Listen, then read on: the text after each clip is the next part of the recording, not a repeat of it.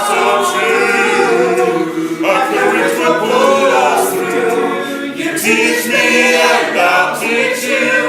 Pokemon, gotta catch 'em all, gotta catch 'em all, Pokemon. What's going on YouTube? This is Necrostevo, and you are watching one of my narrated Wi-Fi battle videos.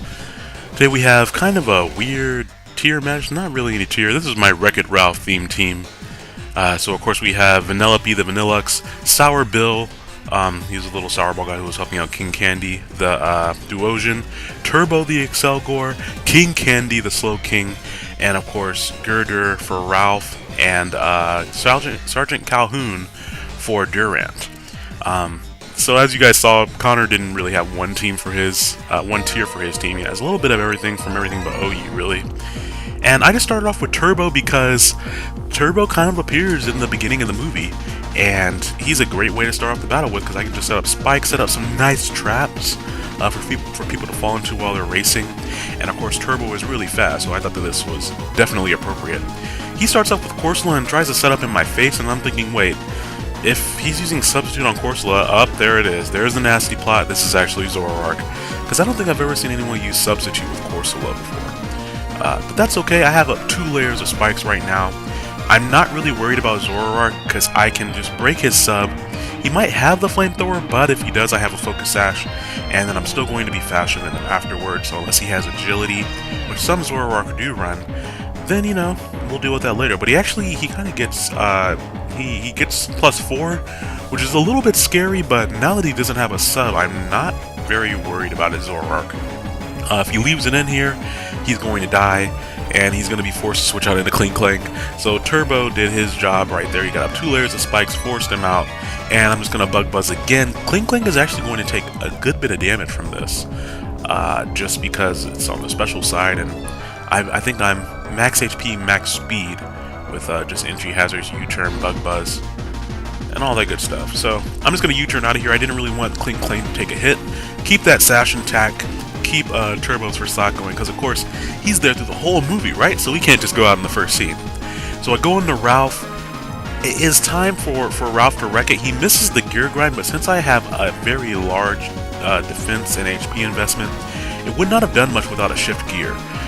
Whereas I would have just hit him back with a Drain Punch. So he missing that really didn't matter too much in the end. I'm going to use Bulk up here, expecting him to go for another gear grind, but he switches out into a Moongus. I know I can do a hefty chunk to it with Ice Punch, but I was trying to think, let's see, whom do I want to go to sleep on my team? I think it's going to be Ralph, because looking at his team, he still has his Behemoth left. He has a couple other things that can hit Ralph pretty hard, so it's better right here to just get some good solid damage in on Amoongus, kind of force it out, or at the very least switch out to have some Sleep Fire so he can't put other things to sleep. I had a battle the other day where we're doing no restrictions and my opponent had a very fast Breloom, and just without Sleep Claws, that's all that the metagame would be. I don't know, for those people who don't like Sleep Claws. But anyways though, I'm going to go out into Vanellope. This is a Scarf Vanillux. I actually renamed it, and I don't normally do that, but this is the Vanillux that I took to the VGC with me. I think that was 2009, I want to say. But anyways though, I knew he'd be switching out into Corsola, so I just wanted to put some damage on it. And I went for Signal Beam for the chance at Confusion Hacks. I did not want to go for Ice Beam or Flash Cannon. And my last move is Blizzard.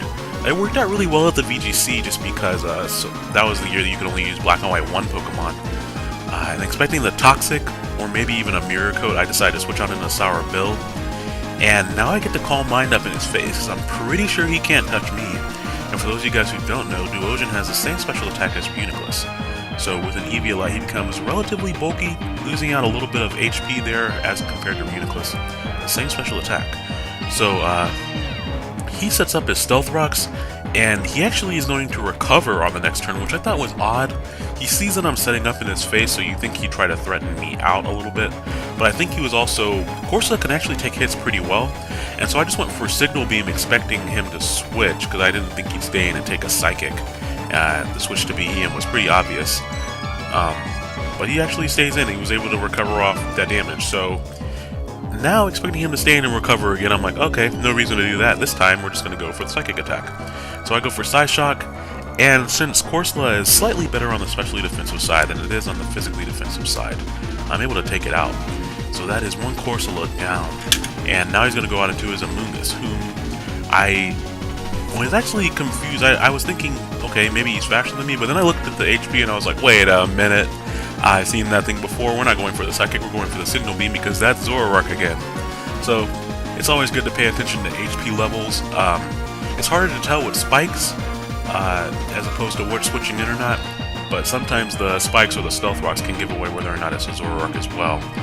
And even with super effective damage and a stab Dark Pulse, when I have +2 on my specialty defensive side, I'm able to take that very well. And then Sarabelle is going to finish off the opponent here with the Signal Beam. And the reason I chose Duosion for Sarabelle is not only because it's round and green, but Sarabelle's hands and arms aren't attached to his body, they're kind of floating there like Rayman. And Duosion has pieces floating in its jelliness, jelly. I don't know what to call that. Fluid. There we go. And it's fluid. I didn't know what to expect from Nidoqueen, so I just stayed in and let Sarabelle get KO'd, which is appropriate. The only way that could be more appropriate is if it got KO'd by like a Lickitung and it was using Lick or something like that.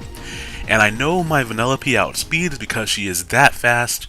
She definitely can outspeed a Nidoqueen because she's Scarf. So I'm just going to come back in, go for the Ice Beam. I know she gets a free switch into Clink Clank, or my opponent does rather, because she, the Nidoqueen, was KO'd.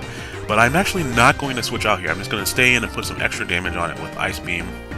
Not able to quite KO it, but he goes for the Wild Charge, which is funny that we're having a team based off of racers and he's using a gear based Pokemon. But we do get a double down, which, yes, that is the best kind of down.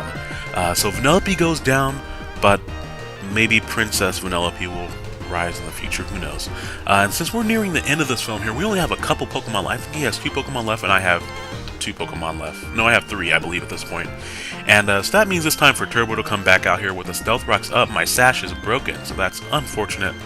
And then here my 0 special attack investment comes back to bite me, as I do not finish off the Siberium Divihium.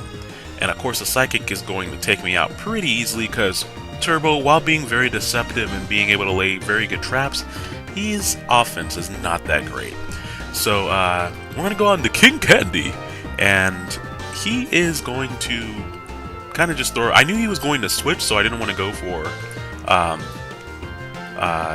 No, I didn't predict him to switch right there. I actually predicted him to stay in, sorry. But I went for Surf just because I could hit both things on his team right there. And now I know I'm probably going to outspeed the Amoonguss, even though I believe I'm a minus speed nature. He can't put me to sleep because I kept Girder, my Ralph, as sleep fodder. So even if he does do a good amount of damage with the Giga Drain, a Psychic is definitely going to clean him right out of there.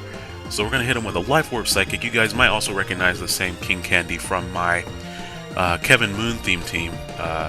The theme team I based around one of my rivals who died from cancer. So he kind of plays a dual role here. He plays on that theme team and he plays over here on this one. And so he goes back into the Siberium, who's going to die from the entry hazards that Turbo set up in the beginning of the movie. And of course, King Candy is revealed at the end of the movie as well. So that actually followed the movie script pretty well. We need to take it over to the PokeStar Studios, hopefully get it wrapped up, and maybe it'll hit your theaters in 20XX, you know, right around the time when Mega Man's born. But in any event, I hope you guys enjoyed that theme team match.